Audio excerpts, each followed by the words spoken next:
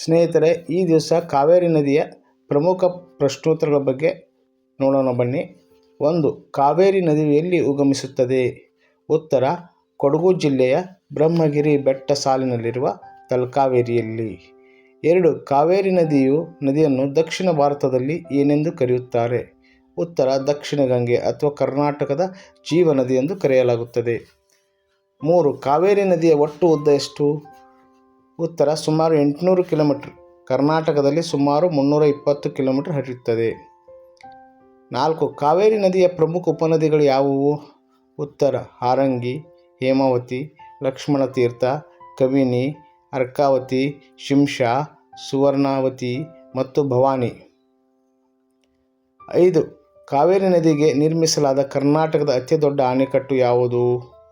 ಉತ್ತರ: ಮಂಡ್ಯ ಜಿಲ್ಲೆಯ ಕೃಷ್ಣರಾಜಸಾಗರ ಅಣೆಕಟ್ಟು KRS ಡ್ಯಾಮ್. 6. ಶಿವನಸಮುದ್ರ ಜಲಪಾತವು ಯಾವ ನದಿಯಿಂದ ಉಂಟಾಗುತ್ತದೆ? ಉತ್ತರ: ಕಾವೇರಿ ನದಿ. ಕಾವೇರಿ ನದಿಯಿಂದ ಶಿವನಸಮುದ್ರ ಜಲಪಾತವು ಉಂಟಾಗುತ್ತದೆ. 7. ಏಷ್ಯಾದಲ್ಲೇ ಮೊದಲ ಬಾರಿಗೆ ಜಲವಿದ್ಯುತ್ ಉತ್ಪಾದನಾ ಕೇಂದ್ರವನ್ನು ಎಲ್ಲಿ ಸ್ಥಾಪಿಸಲಾಯಿತು?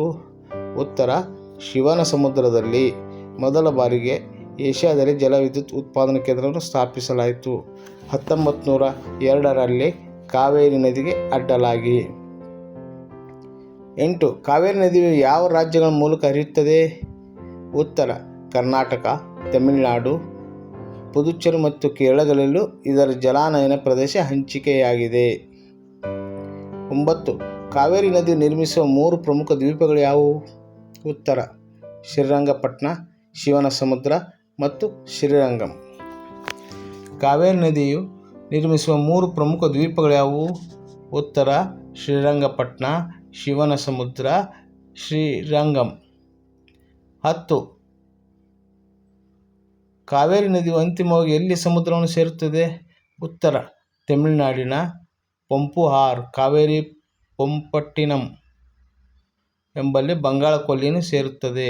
ತಮಿಳುನಾಡಿನ ಪಂಪುಆರ್ ಕಾವೇರಿ ಪಂಪಟ್ಟಿನಂ ಎಂಬಲ್ಲಿ ಬಂಗಾಳ ಕೊಲ್ಲಿಯನ್ನು ಸೇರುತ್ತದೆ. ಕಾವೇರಿ ನದಿಯ ಪ್ರಮುಖ ಅಣೆಕಟ್ಟು ಮತ್ತು ಸ್ಥಳಗಳು. KRS ಮಂಡ್ಯ ಜಿಲ್ಲೆಯ ಕರ್ನಾಟಕ. ಇದನ್ನು ಕನ್ನಂಬಾಡಿ ಕಟ್ಟೆ ಎಂದು ಕರೆಯುತ್ತಾರೆ. KRS ಡ್ಯಾಮನ್ನು ಮಂಡ್ಯ ಜಿಲ್ಲೆ ಕರ್ನಾಟಕ. ಇದನ್ನು ಕನ್ನಂಬಾಡಿ ಕಟ್ಟೆ ಎಂದು ಕರೆಯುತ್ತಾರೆ. ಮೆಟ್ಟೂರು ಅಣೆಕಟ್ಟು ತಮಿಳುನಾಡಿನ ಪ್ರಮುಖ ಅಣೆಕಟ್ಟು. ಸ್ಟ್ಯಾನ್ಲಿ ಜಲಾಶಯ. ಮೇಕೆದಾಟು ಕಾವೇರಿ ಮತ್ತು ಅರ್ಕಾವತಿ ನದಿಗಳ ಸಂಗಮ ಸ್ಥಾನದ ಹತ್ತಿರವಿರುವ ಕಿರಿದಾದ ಕಂದರ. ಮೇಕೆದಾಟು ಕಾವೇರಿ ಮತ್ತು ಅರ್ಕಾವತಿ ನದಿಗಳ ಸಂಗಮ ಸ್ಥಾನದ ಹತ್ತಿರವಿರುವ ಕಿರಿದಾದ ಕಂದರ. ಹೊಗೇನಕಲ್ ಜಲಪಾತ ಕರ್ನಾಟಕ ಮತ್ತು ತಮಿಳುನಾಡು ಗಡಿಯಲ್ಲಿರುವ ಸುಂದರ ಜಲಪಾತ. ಹೊಗೇನಕಲ್ ಜಲಪಾತ ಎಲ್ಲೈತಿ ಅಂದರೆ ಕರ್ನಾಟಕ ಮತ್ತು ತಮಿಳುನಾಡು ಗಡಿಯಲ್ಲಿರುವ ಸುಂದರ ಜಲಪಾತ. ಕಾವೇರಿ ನದಿಯ ಐತಿಹಾಸಿಕ ಮತ್ತು ಭೌಗೋಳಿಕ ವಿಶೇಷತೆಗಳನ್ನು ತಿಳಿದುಕೊಳ್ಳೋಣ ಬನ್ನಿ ಸ್ನೇಹಿತರೆ. ಪವಿತ್ರ ನದಿ. 1. ಧಾರ್ಮಿಕ ಮಹತ್ವ. ಪುರಾಣಗಳ ಪ್ರಕಾರ ಕಾವೇರಿ ನದಿಯನ್ನು ದಕ್ಷಿಣ ಪಿನಾಕಿನಿ ನಂತರ ಅತ್ಯಂತ ಪವಿತ್ರ ನದಿ ಎಂದು ಪರಿಗಣಿಸಲಾಗುತ್ತದೆ. ದಕ್ಷಿಣ ಪಿನಾಕಿನಿ. ಕಾವೇರಿ ನದಿಯ ಸ್ನಾನವು ಪಾಪ ಪರಿಹಾರಕ ಎಂಬ ನಂಬಿಕೆ ಇದೆ. ಕೊಡಗಿನ ತುಲಾ ಸಂಕ್ರಮಣದಂದು ನಡೆಯುವ ಕಾವೇರಿ ತೀರ್ಥೋದ್ಭವ ಅತ್ಯಂತ ಪ್ರಸಿದ್ಧ ಧಾರ್ಮಿಕ ಆಚರಣೆಯಾಗಿದೆ. ಕೊಡಗಿನ ತುಲಾ ಸಂಕ್ರಮಣದಂದು ನಡೆಯುವ ಕಾವೇರಿ ತೀರ್ಥೋದ್ಭವ ಅತ್ಯಂತ ಪ್ರಸಿದ್ಧ ಧಾರ್ಮಿಕ ಆಚರಣೆಯಾಗಿದೆ. ಕಾವೇರಿ ನದಿಯ ಪಥ. 2ನೇದು ಕಾವೇರಿ ನದಿಯ ಪಥ ರಿವರ್ ಕೋರ್ಸ್. ಕೊಡಗಿನ ತಲಕಾವೇರಿಯಲ್ಲಿ ಉಗಮಿಸಿ ಹಾಸನ, ಮೈಸೂರು, ಮಂಡ್ಯ, ಚಾಮರಾಜನಗರ ಜಿಲ್ಲೆಗಳ ಮೂಲಕ ಹರಿದು ತಮಿಳುನಾಡನ್ನು ಪ್ರವೇಶಿಸುತ್ತದೆ. ತಮಿಳುನಾಡಿನಲ್ಲಿ ಧರ್ಮಪುರಿ, ಈರೋಡ್, ತಿರುಚಿರಾಪಳ್ಳಿ ಮತ್ತು ತಂಜಾವೂರು ಜಿಲ್ಲೆಗಳ ಮೂಲಕ ಹರಿದು ಬಂಗಾಳ ಕೊಲ್ಲಿಯನ್ನು ಸೇರುತ್ತದೆ. ಪ್ರಮುಖ ಉಪನದಿಗಳು 3. 3ನೇದು ಪ್ರಮುಖ ಕಬಿನಿ. ಇದು ಕಾವೇರಿಯ ಪ್ರಮುಖ ಉಪನದಿಗಳಲ್ಲಿ ಒಂದಾಗಿದ್ದು ಕೇರಳದ ವಯನಾಡ್ನಲ್ಲಿ ಉಗಮಿಸುತ್ತದೆ. ಇದು ಮೈಸೂರು ಜಿಲ್ಲೆಯ ಟಿ. ನರಸೀಪುರದ ಬಳಿ ಕಾವೇರಿಯನ್ನು ಸೇರುತ್ತದೆ. ತ್ರಿವೇಣಿ ಸಂಗಮ. ಹೇಮಾವತಿ. ಇದು ಚಿಕ್ಕಮಗಳೂರಿನಲ್ಲಿ ಉಗಮಿಸಿ ಹಾಸನದ ಗೋರೂರು ಬಳಿ ಅಣೆಕಟ್ಟನ್ನು ಹೊಂದಿದೆ. ಹೇಮಾವತಿಯನ್ನು ಇದು ಚಿಕ್ಕಮಗಳೂರಿನಲ್ಲಿ ಉಗಮಿಸಿ ಹಾಸನದ ಗೋರೂರು ಬಳಿ ಅಣೆಕಟ್ಟನ್ನು ಹೊಂದಿದೆ. ಹೇಮಾವತಿ ನದಿ. 4ನೇದು ಜಲಾನಯನ ಪ್ರದೇಶದ ಹಂಚಿಕೆ.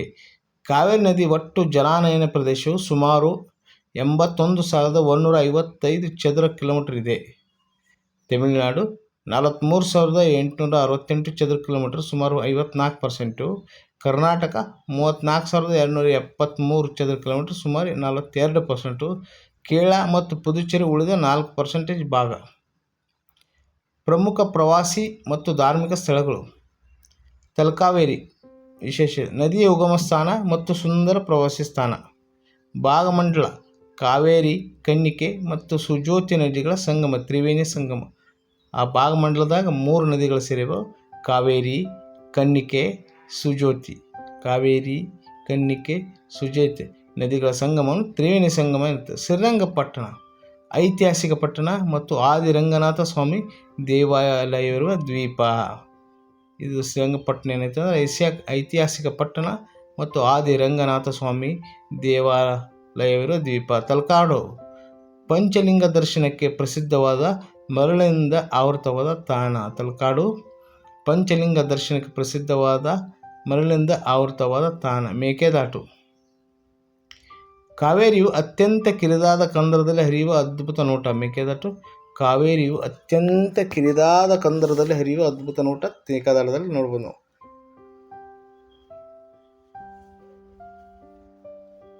ಸ್ನೇಹಿತರೆ, ಈಗ ಕಾವೇರಿ ನದಿ ವಿವಾದ, ಕಾವೇರಿ ವಾಟರ್ ಡಿಸ್ಪ್ಯೂಟ್ ಬಗ್ಗೆ ನೋಡೋಣ ಬನ್ನಿ. ದಶಕಗಳಿಂದ ಕರ್ನಾಟಕ ಮತ್ತು ತಮಿಳುನಾಡು ನಡುವೆ ನಡೆಯುತ್ತಿರುವ ನೀರಿನ ಹಂಚಿಕೆ ವಿವಾದವು ಭಾರತದ ಅತಿ ದೊಡ್ಡ ಅಂತಾರಾಜ್ಯ ಜಲ ವಿವಾದಗಳಲ್ಲಿ ಒಂದಾಗಿದೆ. 1924ರ ಒಪ್ಪಂದ. ಮೈಸೂರು ಸಂಸ್ಥಾನ ಮತ್ತು ಮದ್ರಾಸ್ ಪ್ರೆಸಿಡೆನ್ಸಿ ನಡುವೆ ನಡೆದ 50 ವರ್ಷಗಳ ಒಪ್ಪಂದ. 2. ಕಾವೇರಿ ಜಲ ವಿವಾದ ನ್ಯಾಯಾಧಿಕರಣ CWDT. ಕಾವೇರಿ ಜಲ ವಿವಾದ ನ್ಯಾಯಾಧಿಕರಣ, ಕಾವೇರಿ ವಾಟರ್ ಡಿಸ್ಪ್ಯೂಟ್ ಟ್ರಿಬ್ಯುನಲ್ 1990ರಲ್ಲಿ ಸ್ಥಾಪನೆ ಆಯಿತು. ಸುಪ್ರೀಂ ಕೋರ್ಟ್ ತೀರ್ಪು 2018. ಕರ್ನಾಟಕಕ್ಕೆ 157.25 TMC ನೀರನ್ನು ಹಂಚಿಕೆ ಮಾಡಿದೆ. ಹಿಂದಿನ ತೀರ್ಪಿಗಿಂತ ಸ್ವಲ್ಪ ಹೆಚ್ಚಿನ ಪಾಲು ನೀಡಲಾಗಿದೆ. ಕರ್ನಾಟಕಕ್ಕೆ 177.25 TMC ನೀರನ್ನು ಹಂಚಿಕೆ ಮಾಡಿದೆ. ಹಿಂದಿನ ತೀರ್ಪಿಗಿಂತ ಸ್ವಲ್ಪ ಹೆಚ್ಚಿನ ಪಾಲು ನೀಡಲಾಗಿದೆ. ಇತರ ಪ್ರಮುಖ ಅಂಶಗಳು: ಗ್ರ್ಯಾಂಡ್ ಆಣೆಕಟ್ಟು ಕಲ್ಲಣೈ. ತಮಿಳುನಾಡಿನ ಕಲ್ಲಣೈ ಆಣೆಕಟ್ಟನ್ನು 2ನೇ ಶತಮಾನದಲ್ಲಿ ಚೋಳ ರಾಜ ಕರಿಕಾಲನು ನಿರ್ಮಿಸಿದನು. ಇದು ವಿಶ್ವದ ಅತ್ಯಂತ ಹಳೆಯ ಆಣೆಕಟ್ಟುಗಳಲ್ಲಿ ಒಂದಾಗಿದೆ. ಪರಿಸರ ಕಾಳಜಿ. ಇತ್ತೀಚಿನ ವರ್ಷಗಳಲ್ಲಿ ಮರಳು ಗಣಿಗಾರಿಕೆ ಮತ್ತು ಅರಣ್ಯ ನಾಶದಿಂದಾಗಿ ಕಾವೇರಿ ನದಿಯ ನೀರಿನ ಹರಿವು ಕಡಿಮೆಯಾಗುತ್ತಿರುವುದು ಗಂಭೀರ ಚಿಂತೆಯ ವಿಷಯವಾಗಿದೆ. ಪರಿಸರ ಕಾಳಜಿ. ಇತ್ತೀಚಿನ ವರ್ಷಗಳಲ್ಲಿ ಮರಳು ಗಣಿಗಾರಿಕೆ ಮತ್ತು ಅರಣ್ಯ ನಾಶದಿಂದಾಗಿ ಕಾವೇರಿ ನದಿಯ ನೀರಿನ ಹರಿವು ಕಡಿಮೆಯಾಗುತ್ತಿರುವುದು ಗಂಭೀರ ಚಿಂತೆಯ ವಿಷಯವಾಗಿದೆ.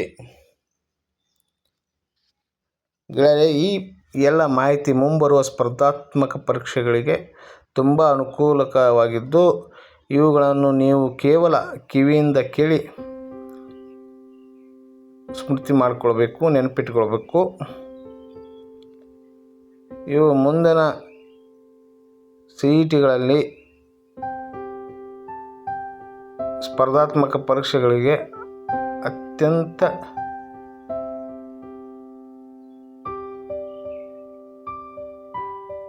ವೆರಿ ಇಂಪಾರ್ಟೆಂಟ್ ಆಗಿವೆ. ಥ್ಯಾಂಕ್ ಯು ಸ್ನೇಹಿತರೆ. ನನ್ನ ಚಾನಲನ್ನು ಸಬ್ಸ್ಕ್ರೈಬ್ ಮಾಡಿ.